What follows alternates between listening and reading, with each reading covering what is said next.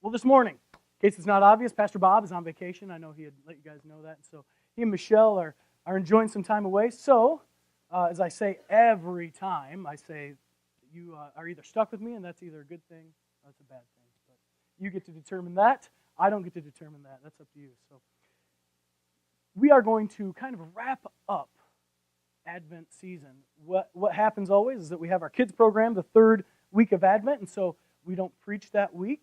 And so you get the third week of Advent sermon just a little late. So we're going to be looking at this idea of journey toward Jesus. And I don't want to belabor any longer, so we're going to dive right in. I did send out, whoever's on our email list, or if you check out our Facebook page, you probably got a little reminder this week with just a little something for you to be thinking about. We have two big texts that we're going to be looking at together this morning. So maybe Al already kind of outed himself that he saw the email but didn't read the text. That's okay. We're going to cover it this morning. I'm only picking on Al because I love Al. We're buddies. But that's okay. I just shot that out to you guys so you could take a little look ahead of time and be part of that. So we are going to dive in. We're going to start in Luke chapter 2. This is going to be verses 41 through 52. It will be up here on the screens. If you want to look it up on your phone or in a Bible that is in the row right there in front of you, you can. Luke chapter 2, verses 41 through 52. Let's begin. Every year, Jesus' parents went to Jerusalem for the Passover festival. When Jesus was 12 years old, they attended the festival as usual. After the celebration was over, they started home to Nazareth, but Jesus stayed behind in Jerusalem. His parents didn't miss him at first because they assumed that he was among the other travelers. But when he didn't show up that evening, they started looking for him among their relatives and friends. When they couldn't find him, they went back to Jerusalem to search for him there. 3 days later, they finally discovered him in the temple, sitting among the religious teachers, listening to them and asking questions. All who heard him were amazed at his understanding and his answers. His parents didn't know what to think. "Son," his mother said to him. And I bet you that son was a little more like, "Son." It was very stern, probably, from a mom.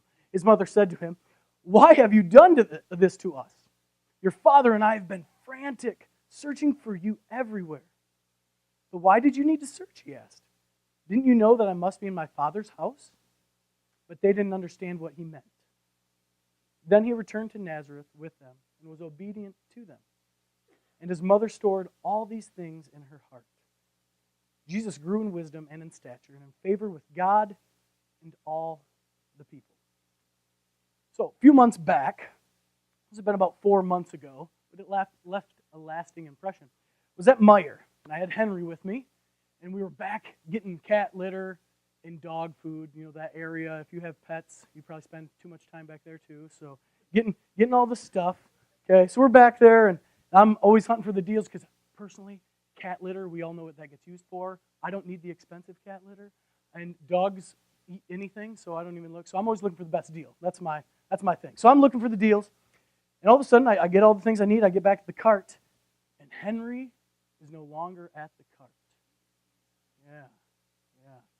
And so I begin to do what anyone do. I kind of peeking around the corners. We're kind of over there. I figured he probably went to the pet toys because that's always kind of a fun little station there. And so I'm peeking around, looking for Henry, not trying to get too concerned yet. And then eventually I don't see Henry in any of these 4 aisles that are right there. So now I'm a little more concerned.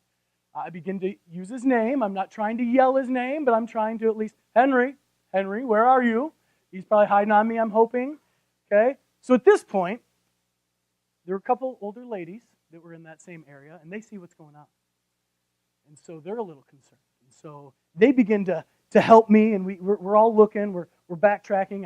I then make my way over to the fish area because I'm thinking, okay, maybe he's just around the corner at the fish because we always love looking at the fish at Meijer. He's not there. Okay. So now things start happening, right? We start to get a little more anxious. I'm dealing with a little anxiety in this moment, looking for my son who is in this giant store, and he's wandered away, apparently. So I even send one of these older ladies, went down to the electronics, to the video game area, to the kids' toys, because she's like, well, maybe he wandered all the way down there. I'm covering some ground. I'm now kind of freaking other people out because now I'm shouting for Henry, and I am loud. So I'm definitely making some noise. And so the panic is getting a little higher. And then, at some point when it starts, you start to fear the worst. And this is where moms and dads, and maybe it's a male-female thing, differ. So as I'm starting to panic a little bit because I'm not finding Henry, I know this from experience that my wife wouldn't be concerned with me if she were looking for Henry. But I began to be concerned about Henry, but also, what is Kristen going to think if I lost my child? Do we understand the difference there? That's a pretty good gender, certainly mom, dad, that not only do I have to answer for maybe losing my son or at least having a bad moment here, I'm going to have to answer to Kristen. But I know from experience that doesn't go both ways because she would not be worried about answering to me. She's just worried about her son. So isn't that interesting? Now, that's a side note. That's just a little freebie for you this morning. But that is the truth right there. So, luckily, we'll get to the end of the story. You've seen Henry maybe already this morning. We do find him. But so eventually, the panic's there, though, right? The panic gets real. And this was probably only a matter of 3 minutes, maybe. But that panic is real, correct, parents? If you've ever experienced this, or it could just be maybe maybe you have an elderly parent, and maybe you lost them for a second in the story. It's real. There is panic. Okay, there is real panic. So, finally, over the PA system, we have a friend, Jason Martinez. Some of you guys know Jason. Jason's a high-up manager in the grocery department there. So Jason knows us. So sure enough, I hear Jason's voice over the PA. Matt Stone, please come to the meat counter. If you know our Meijer, Henry made his way all the way, in that time, in like under 3 minutes, Henry went from the cat food, dog food, fish area, all the way over to the meat counter. Now, I'll give him credit. I spend a lot of time over by that meat counter, okay? So that makes sense, that if you got separated, maybe that's where Dad will end up. So I get it. But so I hear this, and then the sense of relief. And by the time I get over there, I can see that Henry's frazzled. There's tears. Frankly, at that point, I've got some like major concerns, some tears. I'm frazzled. We're confused. We're exhausted. I'm certainly a bit upset, but yet we celebrated some relief, right? There was some relief. And then we talked about not telling his mom about this. We told Kristen, and it was a good reminder because we talked to Evelyn about this too, that this is why we don't wander away from the cart at all. And it's a good reminder for her dad that it doesn't take long, does it? You turn your back, short time in a store, scary moment. But, so we had this relief here. So back to our text, because we can't get too far from our text here, that this account is the only recording of Jesus' life from his infancy to his ministry. So this is a pretty cool account here that we get from the author Luke, who wrote about this. And so I want to reset this account just a little bit for us so we dig into this a little bit. So we begin the text, and it talks about that, like all devout Jews, okay, the Passover celebration was a big deal, and you would make the trip back to Jerusalem for the Passover. So that's what's going on. They're making a big trip. And so back in the day, people traveled in big caravans. It is likely that it was like the whole town of Nazareth. All these good, God-fearing Jews were like, hey, it's our time to make our way back for Passover. So think about a big thing. It would almost, and this is a little bit far-fetched, but could you imagine if we just all decided we were going to walk down to Belding? Okay, it's further than that, but wouldn't that be like the craziest big caravan? We'd have kids everywhere. It'd be kind of scary. Now, granted, they don't have cars going really fast down the road, but it's a big herd of people, and this would be something even bigger. So they travel in caravans. Now, women and children typically set the pace, and then the young men and men would come up from behind and kind of keep an eye on things, too, from the back. And so it was typical that relatives and fellow villagers would help keep an eye on the kids. Not unlike church, right? We do that a little bit. I'm always thankful. Is Michelle here? Is your mom here? No. It's okay. I was going to pick on Michelle. I like to pick on people up here. I love that Michelle corrects my kids. Michelle Raymore is very good at keeping my kids in line, and I love it. Me and Kristen talk about that. Please, we're trying to do it at home. You do it here. Tag team. So we like that. And so that would have been going on here. It's very common that the whole group would have been keeping an eye on the kids. Now, what's peculiar is Jesus is 12. And 12 in Jewish custom is these 12-year-old boys were almost men. They're about ready to have their bar mitzvah, as we might call it nowadays. Okay, they're about to transition to adulthood, manhood. Okay, so Jesus is in that peculiar moment, and maybe you remember this from growing up and having to sit at the kids' table. Jesus could kind of bounce between the kids' table and the adult table at the family get-together. Does that make sense what I'm saying here? He's kind of in that gap age. It's always a tough age to be in. So, likely, Joseph, in this moment, could have thought that hey, Jesus is probably up there with Mary and all the other kids. And Mary would have not thought he was with Joseph because she wouldn't trust him, but she probably thought that another relative was keeping an eye on. Right? I mean, is that fair? Is that fair? Okay, I'm glad you guys laughed because I put these goofy things in here, and I'm glad that makes me feel good. That was good. So, but I think that there's certainly some truth to that. That Mary would have thought another relative, another person from the village, has probably got an eye on Jesus. So, as we find out, they go, they have the Passover celebration, they leave, and it says that evening. So they are a day's journey out from Jerusalem. Did you catch that? They're a day's journey out when all of a sudden they realize no Jesus. There's no Jesus. It took them a day then to get back, if that makes sense. They're a day out, a day back. It takes them a day to find him. And they do find him. And where is he? He's sitting in the temple, okay, learning from the teachers of the law, asking questions of them. As we read, Mary and Joseph aren't thrilled. And why did you do this to us? I mean, they were concerned. They were frantically looking for him. I know that experience at Meijer with Henry. I'm frantically looking for you. And I am not thrilled when the answer is he just wandered away. And I'm sure they weren't thrilled with Jesus. And Jesus responds, didn't you know that I would be in my Father's house? That I would be about the things of my Father? This wasn't just some careless disrespect to his earthly mom and dad from Jesus. Jesus, in this moment, again, we get one account of his young manness here, before ministry, between that and his infancy. And he's already telling us, he's affirming that his mission is to do his Father's will. Isn't that neat that you see that Jesus gets it already? He's like, hey man, this is my mission. You guys got to understand this. So after this, they return to Nazareth with all together, and it says Jesus continues to grow in a balanced way. So where are we going with this today? In the pursuit of Jesus, in following Jesus, which is in the church, in the churchy word we call discipleship. Okay? You get one little tasty tidbit out of today, understand that when we say these words like discipleship, it's following Jesus. Okay? It's pursuing Jesus. Okay? That's discipleship. So when I say that word, think following Jesus. Okay? In the pursuit of Jesus, there are only two positions. You are either moving toward Jesus or you are moving away from Jesus. Unfortunately, and I wish there was, there's not a neutral. Don't just put it in autopilot in this thing. You're either moving to Jesus or away from Jesus. I mean, if we just look at this story and think about the basic facts, just look at the basic facts of this account, okay, is that Mary and Joseph were at some point with Jesus in Jerusalem. Okay? We know that. They're all there.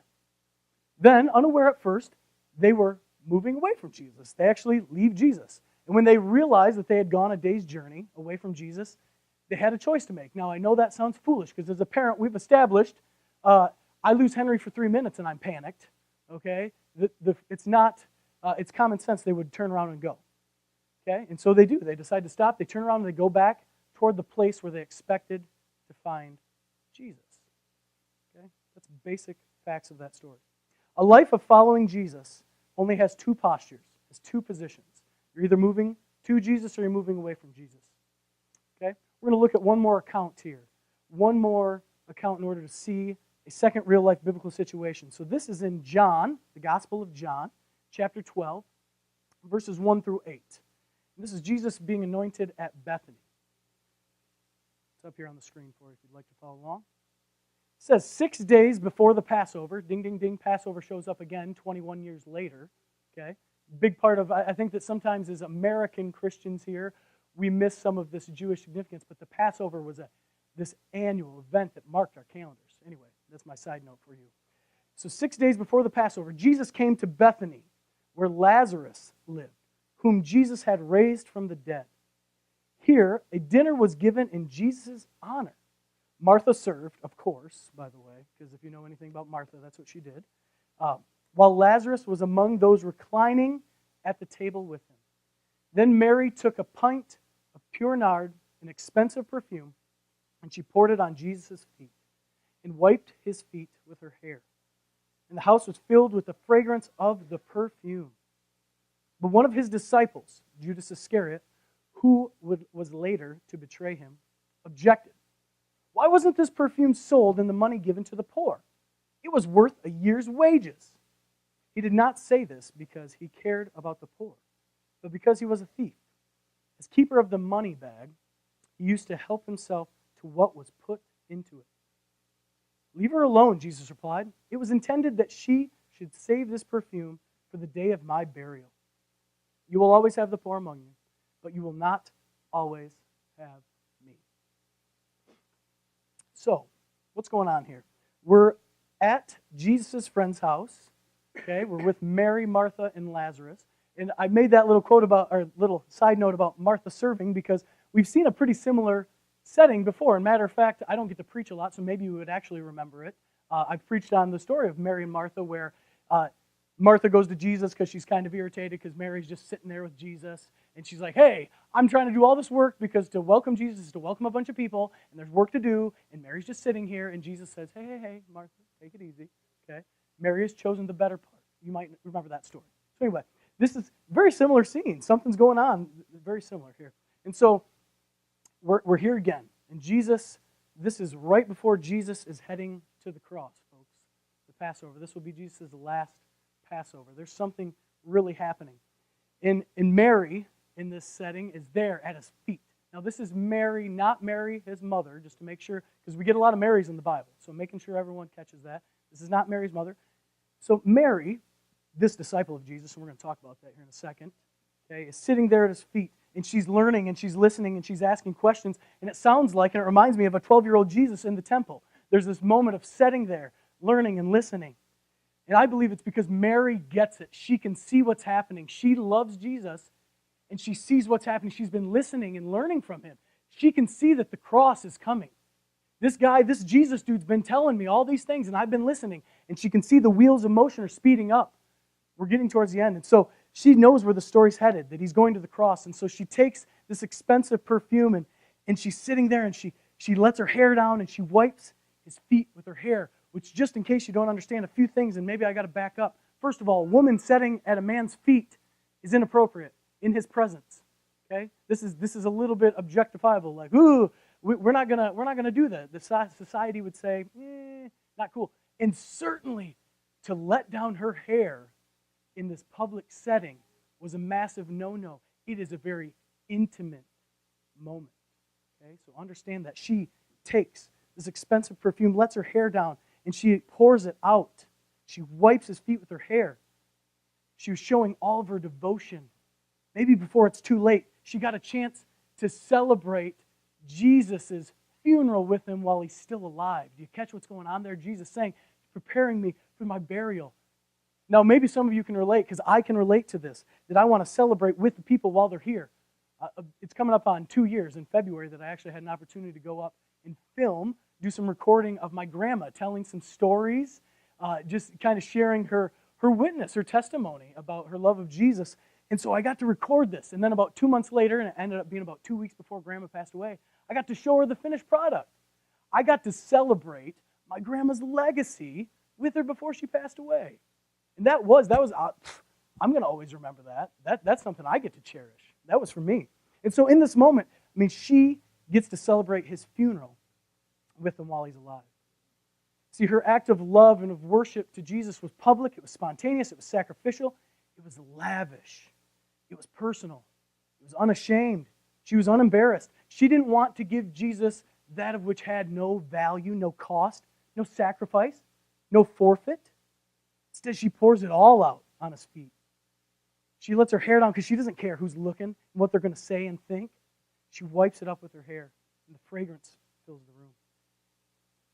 Of course, this act was misunderstood and criticized, right? A bit here.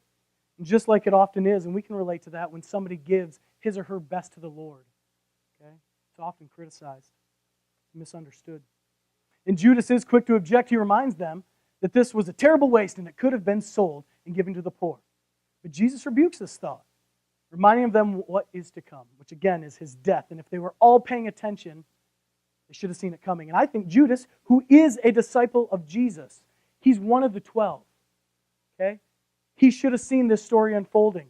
If he had been learning and listening from Jesus, he would have seen it. And I think he had kind of already made his mind up. He'd already decided that he was going to get what he could get while Jesus was still there. And John gives us that, and John's writing this in hindsight so that we know what ultimately has already happened to Judas, for those who peek through your Bible much, that Judas, little by little, was already making these decisions that he was going to get what he could. He was going to get it here. So it sure seems it's almost as though he was using Jesus to get what he wanted, to look out for himself. And I suspect this through my studies and through my own thinking that I'm probably guilty of that too. I'll admit that. There's times where I think we posture ourselves to kind of get our cut, get our little bit too, if we're going to go through with it. So keep moving forward here. I checked out a TED Talk, and I don't know if you guys are familiar with TED Talks online at all. TED Talks are like mini conferences that you can watch online. They're held at nice big halls, but you can watch a 15-minute clip from some super smart person, and in 15 minutes learn something really new. They're kind of cool. So if you look at TED Talks online, if you're not familiar with this, it's worth your time. There's good topics, various topics. But there was this one particular TED Talk, 15 minutes long roughly, about brain chemistry when you're in love. And so what they actually had done, they had taken people that were in love and they had put them in an MRI machine, and they wanted to see like what was going on in your brain when you're in love. And the three big things they found that happen when someone is in love is that first, it lights up the pleasure center. So there's joy. There's pleasure and joy when you're in love. There's also risk involved. You're willing to risk whatever it takes for that person because you are in love. And then last, there is attachment. And now attachment can be a good thing and it can be a little bit of a tricky one because what they talked about with the attachment piece is that that's what, we see people that you're like, oh my goodness, I can't believe that they are still with that person after all those crazy things. But when you love someone, you are attached. Okay? And you will go through all of it because you love them. Any heads nodding? We understand that a little bit. So we have joy, we have risk, we have attachment. Okay? Now let's come back and think about this text too, that there are two postures of discipleship, of following Jesus. There's this one where Mary is so moved that she's so in love that she risks all that she has because of the joy and of the pleasure and of the attachment to the person of Jesus. I mean, it's true that she likely gave away any backup plan. The scholars believe that this expensive perfume was likely her dowry. Okay?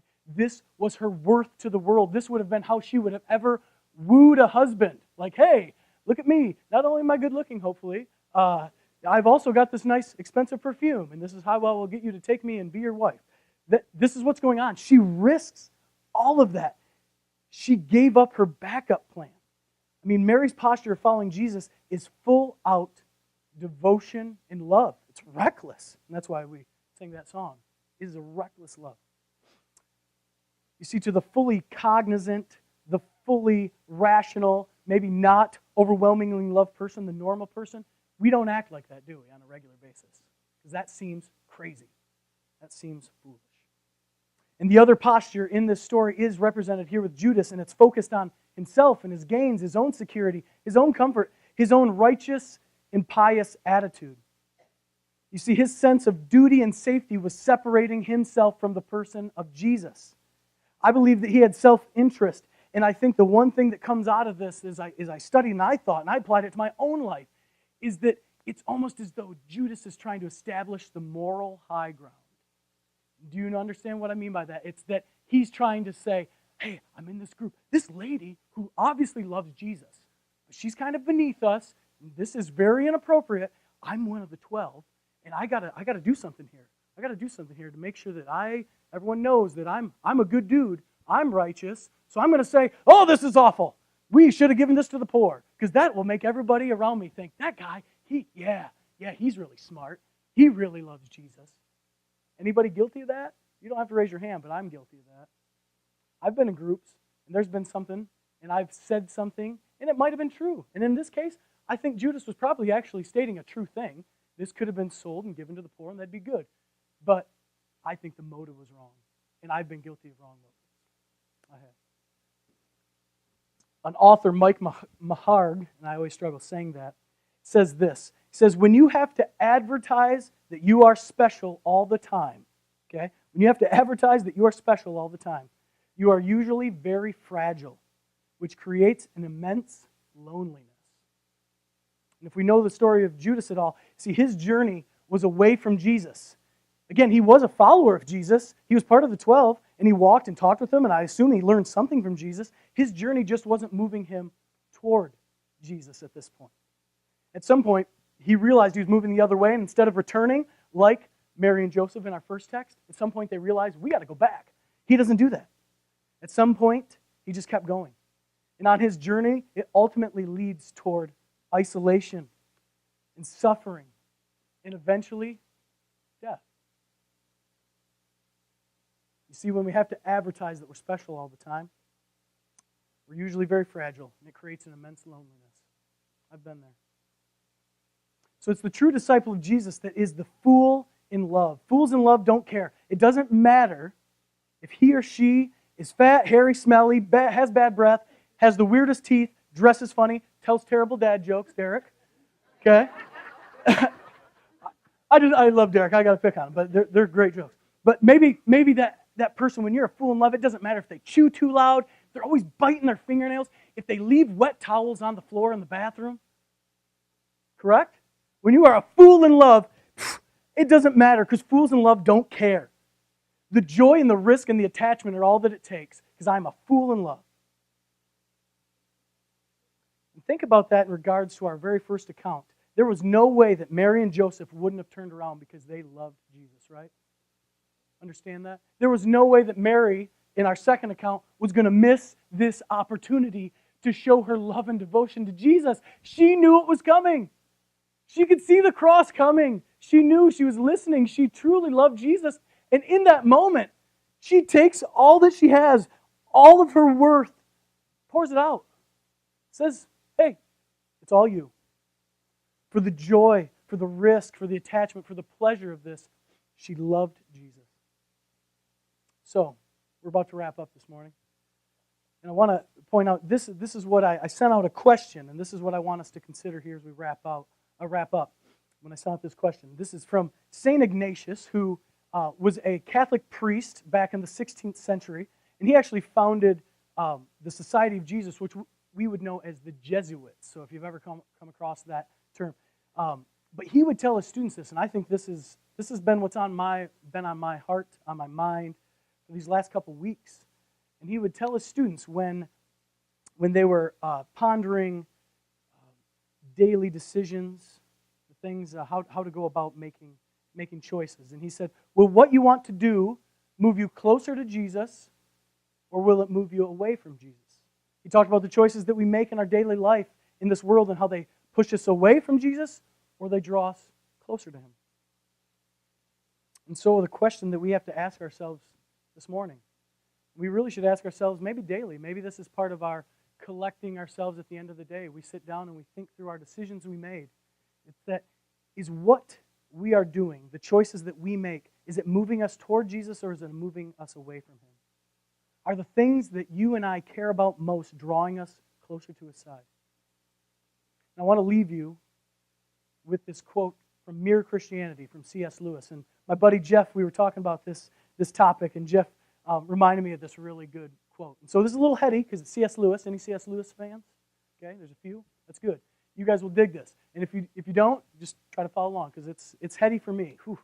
Here we go. This is from C.S. Lewis in Mere Christianity.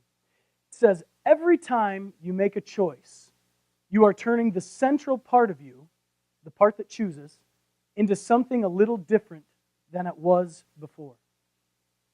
And taking your life as a whole, with all your innumerable choices, all your life long, you are slowly turning this central thing into a heavenly creature or a hellish creature. Either into a creature that is in harmony with God and with other creatures and with itself, or into one that is in a state of war and hatred with God and with its fellow creature and with itself. To be the one kind of creature is heaven. That is joy, peace, and knowledge and power. And to be the other means madness, horror, idiocy, rage, impotence, and eternal loneliness. Each of us, at each moment, is progressing to one state or to the other. I know that seems a little heavy. I've been wrestling with this for a couple weeks, so I pass that on to you. How about that? How about that for a late Christmas gift? But it's heavy. And so, folks, as a collective, as a group, and individually, I know what I want to be. I want to be that fool in love for Jesus. I want the decisions I make routinely and daily to put me on a path where I'm heading towards Jesus, not the other way. But it's going to take some focus. It's going to take some intentionality. And so as we walk into a new year, and we talk about New Year resolutions all the time, and I've been going to a gym long enough that, you see that first month, the gym membership's like sky high, and then it just trickles off through the year because it's hard. It's hard to stick with it. And I think a lot of that is because we want instant results. We want instant results. I want to go to the gym, and I want to lift 3 weights, and I want to have a sweet six-pack, and I want to have huge biceps. I want to look great. That's not how it happens. It's the long journey, okay? And that's what following Jesus is, okay? Following Jesus. So I encourage you, the way I've been encouraged myself and my wife, and we talk about this, in the decisions you make, consider, is this moving you closer to Jesus, or is this moving you further away? Let's pray. God, we are grateful just for moments to sit together, to be in the presence of our fellow brothers and sisters. Lord, I'm so grateful.